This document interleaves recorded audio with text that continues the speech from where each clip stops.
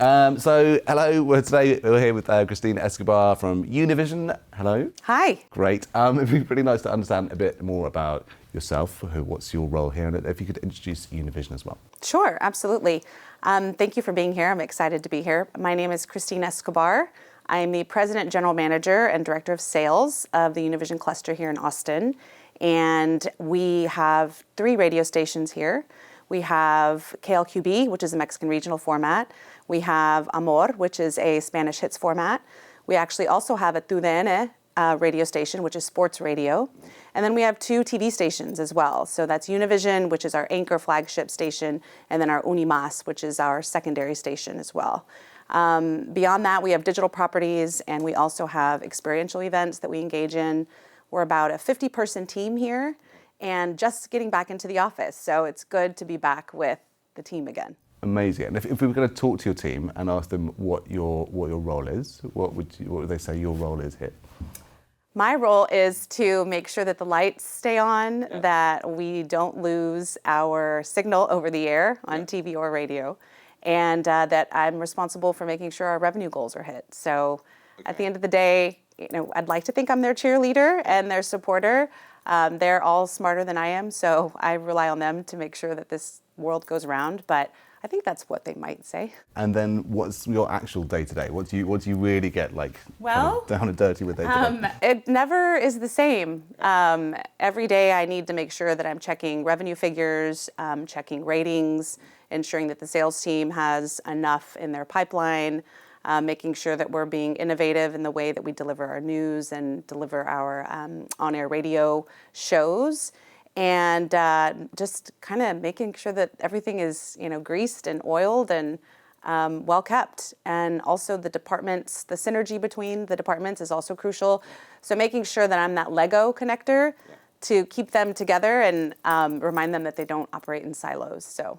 Okay, so definitely chief cheerleader. I'm very familiar with that role. So if we talk a bit about your attitude to radio, what it's meant to your life, what role has kind of radio played in your life? Well, it's played a huge role considering that's where I got my start. So I went to the University of Texas at Austin, and I was an advertising major.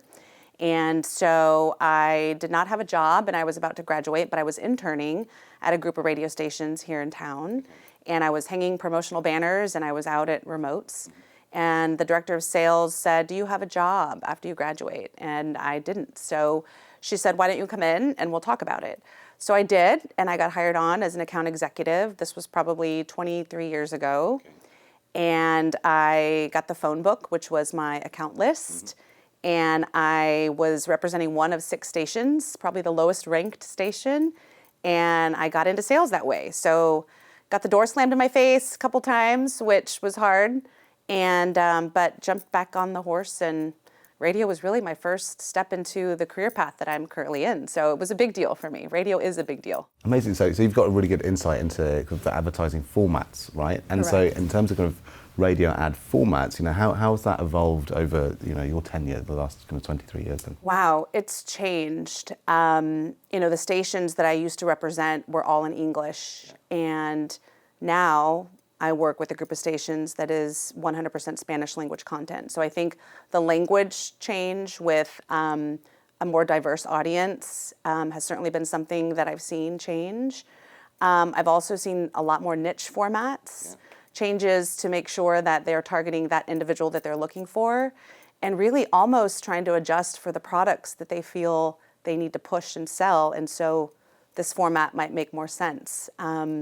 So I think there was a day when there was a cookie cutter format across the board, and you could take it and do it in LA and New York and Miami and Austin. And now, because the markets are so different, you really have to cater to the needs of who's listening in the market. So I think it's made it more diverse, which is really exciting. interesting. So, and it's kind of feels like you're way more kind of customer centric. Understanding like the needs of your audience, and then trying to speak to them rather than have it be an all powerful broadcaster. Absolutely, there's so much fragmentation. Yeah. So we're not only competing for the audience on the terrestrial side, on the linear radio side, but also there's the digital streaming component that also chips away at listeners. So there's a lot of erosion, so we have to be as much of what the consumer wants us to be. Yeah. So always reinventing. And how do you keep your finger on the pulse? How do you listen to the wants and needs of your audience? Well, we are big into the community in terms of being out at events and making sure that we're taking the pulse, looking to see what the individuals are listening to as, what the ratings metrics would say, a P1 listener. Yeah. And we're having constant dialogue. So if we have promotions on the air for one radio station and we don't get any feedback and no one's calling or no one's submitting entries, then we have to reevaluate. Is this the right music genre that our audience wants to hear? So I'm interested to dig a bit into that. So do you have specific metrics about engagement? We rely on our ratings provider to be able to get that information. Other than that, there's not a real concrete way that we can connect with the audience to know what their insights are and what they gravitate towards, short of having a concert and seeing the people show up and buy tickets, which the last 2 years was hard. Really hard. So we're getting back into that.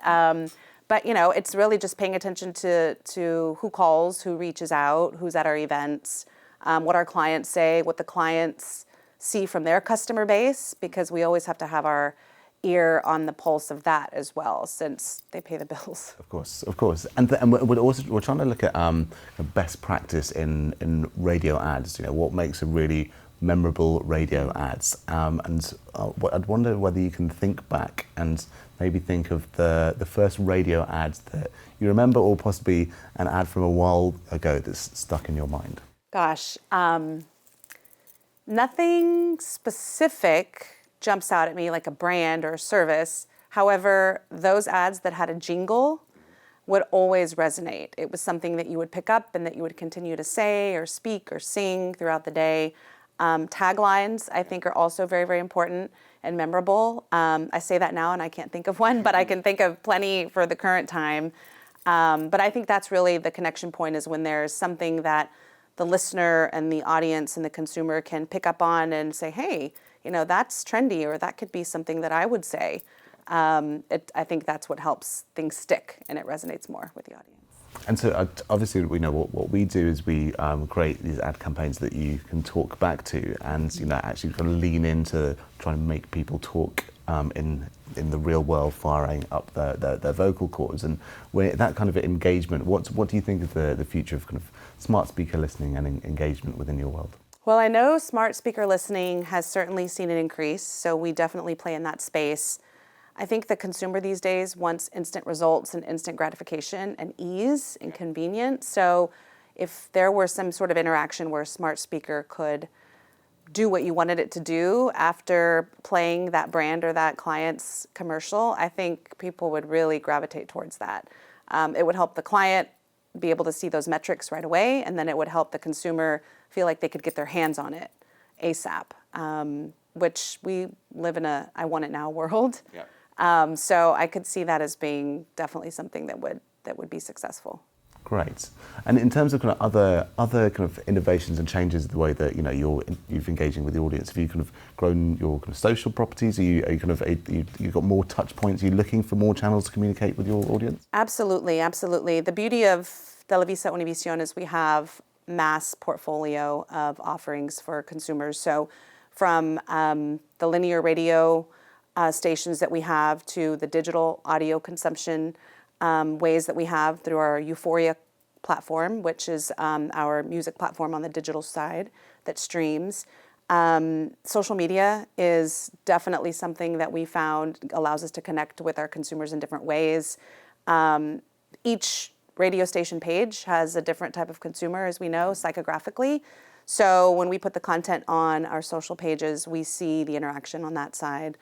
Our digital sites are also something that we've learned that there's a lot of interaction in that space, and then concerts and viral streams of artists. I mean, those are all ways to be able to engage and to get feedback, and there's interaction that happens between the artist and the consumer and the client, and having that integration between all of those pieces of the puzzle, I think, is what people are looking for. Yeah, and how do you kind of feel about the growth of the industry? Do you think there's good times ahead, or what's your gauge on what's coming up? Well, I thought I knew before the pandemic, and then that kind of threw everything for a loop for what we thought.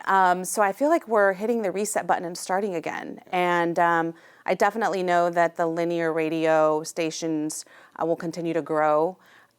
People are more apt to listening to news, and I think that's one thing that we've seen the last 2 years that has changed.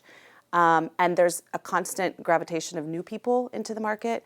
I think when new people come into the market, one of the first things that they do is turn to the media to be able to determine, okay, where do I go? What's happening this weekend? And so for that reason, I think that, especially in a market like Austin, with over 120 people per day moving to the city, radio stations help keep the pulse of the marketplace. But I think digital streaming is also something that has an offering. You could have your favorite DJ in your morning drive, and then during midday you want to work out and stream, some of the best workout music. So I think there's multiple touch points, but I think they all work together.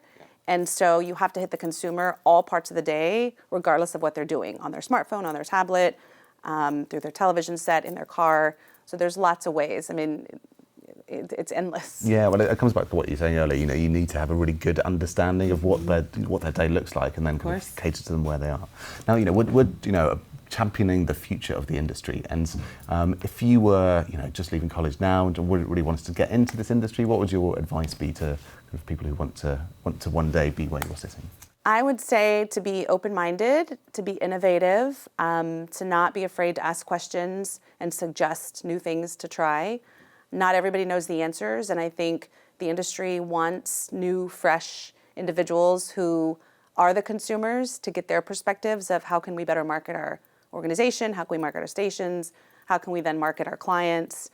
And I think, constant networking, social sites, and then talking to people, right? I think technology sometimes has caused us to have our face in the screen far too often, and we have to make sure that interaction between people is there, and that we show that we could be a loyal person of the company that we're starting to work for. So. I really couldn't agree more. I often say that the most interesting people online have to be the most interesting people offline, right? You've got to show up offline in order to kind of show up online, right? Absolutely, no, I agree. And so, just in wrapping up, if people want to know a little bit more about you and the station, right? Where can they look? So we are proud to be in the capital of Texas, in Austin, Texas. As I mentioned, you can find us on the dial 107.7, which is our Amor station, Spanish hits, or 104.3, which is our Mexican regional station on the dial, Que Buena. And we also have our .2, which is 104.3, .2, which is our sports radio station, home of the Austin FC soccer broadcasts. So it's an exciting place to be. Brilliant. Well, look, thanks so much for carving out some time in your busy day. I really enjoyed the conversation. Thank you. Likewise. All right.